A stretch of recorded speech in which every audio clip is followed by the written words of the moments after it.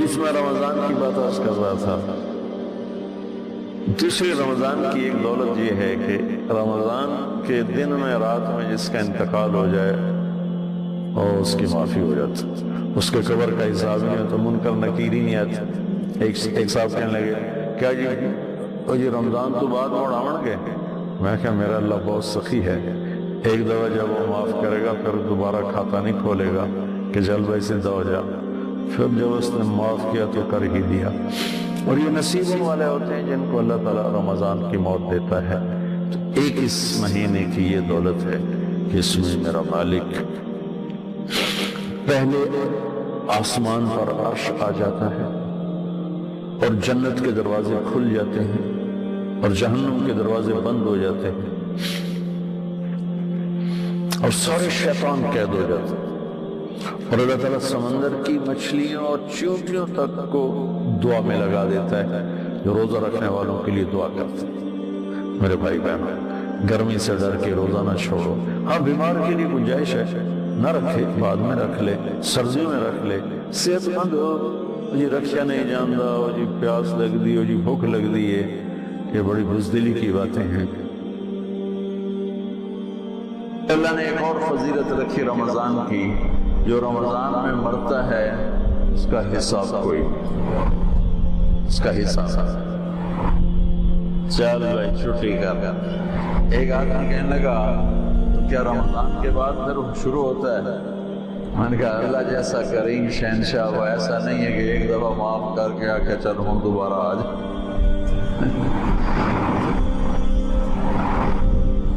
جب وہ ایک دفعہ اس نے چھوڑ دیا اب دوبارہ وہ اس کے کھاتا نہیں کھولے گا کہ چل آپ رمضان گزر گیا چل کانا پلے. وہ جس کو رمضان میں موت دے رہا ہے وہ کوئی اس کی نیکی اس نے پسند کی ہے. اور نور جہاں مرحوم جب 27 رمضان کو اس کی موت آئی، میرا رب کہتا ہے میں شرک کو معاف نہیں کروں، باقی جسے معاف کروں. میں اس کی صفائی نہیں پیش کرتا ہوں کہ وہ اس نے اچھی زندگی گزاری، اچھی زندگی نہیں گزاری، لیکن میں اللہ کی رحمت کو بیان کرتا ہوں کہ جو ہم اپنے آپ کو صرف جنتی سمجھتے ہیں، باقی سارے جہنم میں صرف میں ہی جنتی جاؤں اور کیا نہیں جاؤں. لوگ کہنے لو جو نور جہاں رمضان میں مر گئی، 27 رمضان کو مر گئی، میں کہوں اللہ تے مقدمہ کر دے بھئی یہ تو کی تھی. ارے بے وقوفوں، میرا اللہ کہہ رہا ہے میں شرک معاف نہیں کروں گا، باقی جسے چاہوں معاف کروں.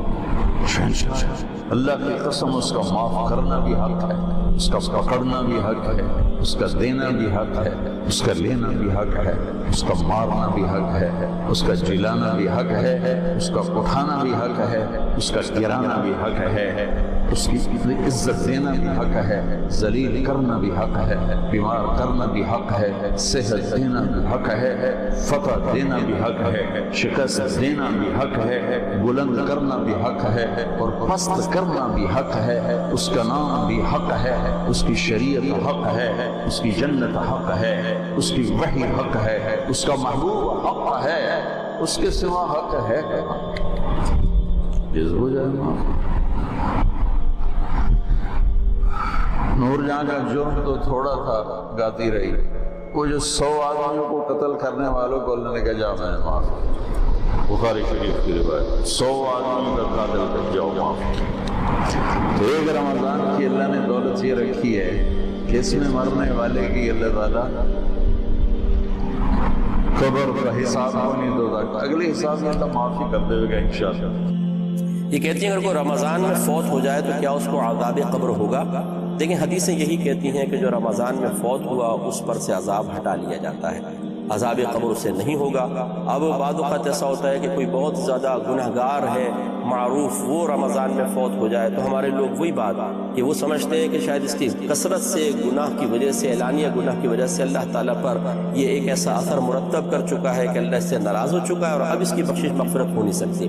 اب جب اس قسم کی حدیثیں ذکر کی جاتی ہیں کہ رمضان میں اگر کوئی فوت ہو جائے عذاب قبر نہیں ہوگا، بولتے ہیں کہ یہ کیا بات ہے، ساری زندگی گناہ کر رہا ہے پھر بھی کچھ نہیں ہوگا. تو آپ کون ہوتے ہیں؟ آپ کی جیب سے کوئی پیسے نکال رہا ہے وہ، یا آپ ہی کوئی پراپرٹی اس نے قبضے میں لے لی ہے؟ یہ اس کا معاملہ ہے، اس کا رب کا معاملہ ہے، آپ کو کیا تشویش ہے؟ بلکہ اس طریقے سے اللہ تبارک و تعالیٰ کی تقسیم پر اعتراض کر کے آپ گناہگار ہوں گے. آپ نے نیک عمل کر کے کون سا کمال کر لیا؟ یہ آپ کا کمال نہیں، یہ اللہ تبارک و تعالیٰ کا کرم ہے کہ اس نے آپ کو بے شمار گناہوں سے بچایا ہوا ہے، تو یہ ہمارا کوئی کمال نہیں ہے۔ اس طرح اس شخص نے اگر گناہ کیے ہیں تو اللہ تبارک و تعالیٰ نے اپنے عدل سے اسے نفس و شیطان کے حوالے کر دیا اور لڑنے کا موقع فراہم کیا، وہ شکست کھا گیا، اور آپ کو اللہ نے اپنے فضل سے نفس و شیطان کو مغلوب کر کے عبادات کی توفیق عطا فرمائی۔ دونوں جگہ، ایک جگہ عدل ہے، ایک جگہ فضل ہے، لہٰذا ہمارا کوئی کمال نہیں ہے۔ اس لیے کسی شخص کے بارے میں آپ یہ گمان نہیں کر سکتے ہیں کہ یہ ضرور جہنم میں جائے گا، اور اگر کوئی کہے کہ نہیں حدیث کے مطابق اس کی بخشش ہو جائے گی تو آپ اعتراض کرنا شروع کر دیں کہ بھئی کیوں بخشش ہو جائے گی؟ آپ کون ہوتے ہیں کیوں کہنے والے؟ آپ اگر یہ کیا ہی کہنا چاہتے ہیں کہ معاذ اللہ ثم معاذ اللہ، پھر تو یہ ناانصافی ہوگی کہ میں نیک عمل کر رہا ہوں، وہ گناہ کر رہا ہوں، وہ بھی بخشا جائے، میں بھی بخشا جاؤں، یہ تو اللہ تعالیٰ کی ناانصافی ہے۔ آپ کون ہوتے ہیں حکم لگانے والے اللہ تبارک و تعالیٰ پر؟ اس لیے وہ کتنا ہی گناہ گار اور پاپی ہو، ساری زندگی شرابیں پیتا رہے، ساری زندگی زنا کرتا رہے، اللہ تعالیٰ اس کے بندے کا معاملہ ہے۔ ہو سکتا ہے وہ شخص ایسی توبہ، موت سے پہلے ایسی توبہ کر چکا ہو کہ اللہ تعالیٰ اس کی سارے گناہ بخش دے، بغیر توبہ کے بھی مر گیا، لیکن اللہ تبارک و تعالیٰ نے اس کو رمضان میں موت دے دی، اور کسی نے اس کے لیے دعا کر دی، اللہ تعالیٰ اس کے وسیلے سے بھی اس کو بخش سکتا ہے۔ میرے آقا صلی اللہ علیہ وسلم نے ارشاد فرمایا کہ میری امت گناہوں سمیت قبر میں جائے گی اور مغفرت شدہ اٹھے گی، اور اس کی وجہ بیان فرمائی لوگوں کی دعائیں مغفرت کی بنا پر۔ یہ شرح الصدور کے اندر یہ حدیث پاک موجود ہے۔ تو پوری امت کے ساتھ یہ معاملہ نہیں، لیکن اکثر کے ساتھ ایسا معاملہ ہے، کیونکہ بعض سرکار کے امتی جہنم میں بھی جائیں گے اور پھر آپ کی شفاعت سے وہ باہر آئیں گے، لیکن یہ اکثر لوگوں کے بارے میں سرکار کا قول ہے کہ میری امت گناہوں سمیت۔ ایک روایت میں ہے کہ میری امت گناہ سمیت قبر میں جائے گی تو جمعے تک انہیں عذاب ہوگا، اگر عذاب ہو رہا ہے جمعے کے بعد عذاب اٹھا لیا جائے گا۔ یہ تو میری اللہ کی مرضی ہے نا، تو اس طریقے سے ہمیں اللہ تعالیٰ کی تقسیم پر معترض نہیں ہونا چاہیے۔ اللہ نہ کرے خدا نہ خواستہ آپ ابھی بڑے پپو ہیں، نیک ہیں، پرہیزگار ہیں، اور پھر آپ سے کوئی خطا ہو جائے تو اب آپ اپنے بارے میں کیا کہیں گے کہ ضرور آپ کی گرفت ہونی چاہیے، ضرور آپ کو رسوا ہونا چاہیے، ضرور بری موت آنی چاہیے، ضرور عذاب قبر ہونا چاہیے، ضرور میدان محشر میں آپ کو ذلیل کیا جانا چاہیے؟ نہیں، اپنے بارے میں کیا گمان کریں گے؟ اللہ تعالیٰ بخش دے تو اس کی مہربانی ہے، تو بس دوسرے کے بارے میں بھی رکھیں، وہ ہمارا مسلمان بھائی ہے یا بہن ہے، اگر ساری زندگی گناہ بھی کرتے رہے اس نے ہمارا تو کچھ نہیں بگاڑا، نہ اللہ کا اس نے بگاڑا ہے، ہاں اپنا بگاڑا۔ اب اللہ کی مرضی ہے، چاہے تو بخش دے۔ اس طرح کسی کو مایوس کرنے کی حاجت نہیں ہوتی ہے، نہ اس طرح کی سوچ بنائیے۔ جزاکم اللہ خیر۔ جیسا کہ آپ نے بتایا تھا کہ رمضان میں مرنے والا ڈائریکٹ جنت میں، جیسے کہ آپ نے بولا کہ اللہ تعالیٰ جنت کے دروازے کو کھول دیتا ہے رمضان میں، جہنم کے دروازے کو بند کر دیتا ہے، تو میں نے آپ سے پوچھا تھا کہ رمضان میں اگر کسی کا انتقال ہو گیا تو کیا وہ ڈائریکٹ جنت میں جائے گا یا پھر کیا اس کا بدلہ ہے؟ اور اسی کے ساتھ میں ایک اور جڑتا ہوا سوال کہ رمضان میں اگر کسی کا انتقال ہو جاتا ہے تو کیا اس کے قبر میں عذاب ہوتا ہے یا نہیں ہوتا ہے، یا تخفیف کر دی جاتی ہے؟ عذاب کا کیا معاملہ ہے؟ دیکھیے، جو آپ کا سوال ہے کیا رمضان میں مرنے والے کو عذاب قبر میں تخفیف ہوتی ہے اور سیدھا جنت میں جاتا ہے؟ دیکھیے، رمضان کے مہینے مرنے والے کو عذاب قبر کی تخفیف کمی کے تعلق سے یا نہ ہونے کے تعلق سے کوئی صحیح روایت موجود نہیں۔ اس طرح رمضان میں مرنے والا سیدھے جنت میں جائے گا، اس تعلق سے بھی کوئی صحیح روایت موجود نہیں۔ قیاس یہ ہے کہ چونکہ جنت کے دروازے کھلے جہنم بند ہے، تو قیاس یہ ہے کہ چونکہ جہنم بند ہے تو کہاں جائیں گا؟ جو کھلا دروازہ جنت میں جائیں گا، لیکن اسی کوئی دلیل نہیں ہے، کوئی دلیل نہیں ہے کہ ایسا ہوتا ہے۔ جو چیز ملتی ہے کہ عذاب قبر کے تعلق سے کس کو معاف ہوگا، حدیث میں الفاظ آتے ہیں جو شخص جمعے کے دن یا جمعے کی رات، مطلب وہ جمعے کی رات میں سمجھ رہا اسلامک پوائنٹ آف ویو سے رات مغرب سے شروع ہوتی پہلے، بالکل جمعرات کی رات جس کو بولتے ہیں، جمعرات کی رات اور جمعے کا دن جو انتقال کرے گا انشاءاللہ وہ عذاب قبر سے محفوظ۔